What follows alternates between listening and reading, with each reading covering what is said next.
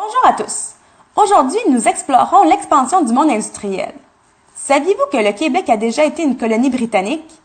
En effet, la Grande-Bretagne et plusieurs autres pays sont toujours à la recherche de nouveaux territoires pour en exploiter les ressources et conquérir le plus de territoires possible. Vers 1850, les métropoles se tournent vers l'exploration de l'Afrique pour en extraire les matières premières.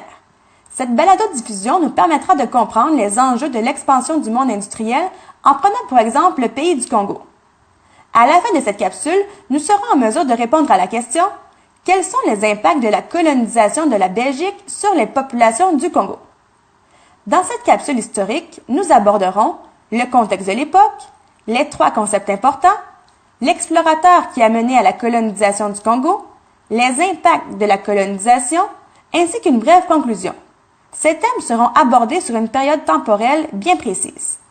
Afin de nous aider à répondre à la question, voyons d'un peu plus près le contexte de l'époque. Dans les années 1700, l'industrialisation a engendré une révolution économique et sociale, ce qui pousse les Européens à vouloir explorer d'autres territoires, dont l'Afrique. L'expansion du monde industriel peut se caractériser par trois concepts. Pour commencer, les métropoles sont parmi les villes les plus importantes. Elles veulent et domineront sur le plan de la production et prospèrent au niveau économique, social et politique. Ensuite, les explorations qui ont mené à la prise de possession des pays sont ce qu'on appelle la colonisation. L'impérialisme est une politique qui vise l'expansion d'un État par la domination d'un ou de plusieurs États. La relation entre ces concepts est bien représentative de l'expansion du monde industriel dans le milieu du 19e siècle. En 1878, le roi de la Belgique, Léopold II, envoya Henry Morton Stanley explorer l'Afrique. Lors des explorations, il y trouva des matières premières. C'est en 1879 qu'il décida de partir dans le but de développer le commerce sur le long du Congo.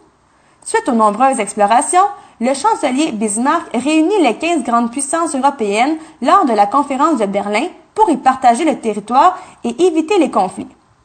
À ce moment, le Congo est donné à la Belgique car pour les autres grandes puissances, ce petit pays n'était pas un adversaire de taille.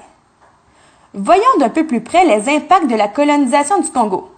Dans la métropole, on utilisait la monnaie pour en acheter des biens. Par contre, dans la colonie, on demandait aux Africains de payer les taxes avec des biens comme le caoutchouc. Les Belges utilisaient leur main-d'œuvre sans coût pour transférer la matière dans la métropole.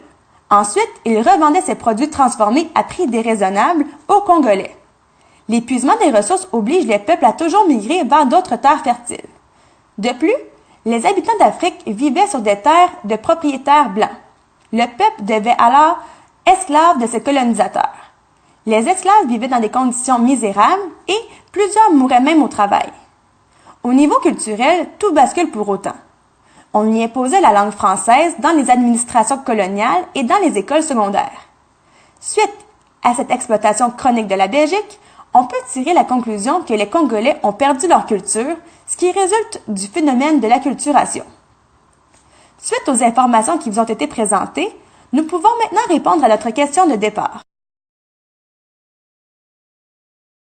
Eh bien, dû à l'assimilation, les Congolais se sont fait imposer la langue française et la religion chrétienne. Ces peuples ont perdu leur culture au fil des ans, ce qui résulte du phénomène de l'acculturation. Puisque les Européens exploitaient abondamment les terres, le peuple congolais devient nomade. Aussi, les Congolais vivent de grandes difficultés économiques. Un des impacts majeurs fut qu'ils sont devenus esclaves des Belges. Aussi, dû aux mauvaises conditions de travail, certains sont même décédés. Malheureusement, encore aujourd'hui, les impacts de la délimitation de l'Afrique ont des répercussions sur les peuples africains. Nous espérons que cette capsule vidéo a pu vous éclaircir sur les impacts de l'expansion du monde industriel. Merci de votre écoute! Created using Powtoon.